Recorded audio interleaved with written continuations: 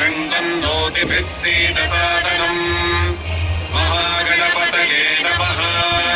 प्रणो देवी सरस्वती वाजेभिर्वाजिनीवती धीनामविद्र्यवतो मानो दिवो बृहतः पर्वतादा सरस्वती यजताकम् तु यज्ञम् भवन् देवी जुजुषाणागताचीशक्वान्नो वाचमुषति शृणोतु वाक्तेऽस्यै नमः चरणम् पवित्रम् विरतम् पुराणम्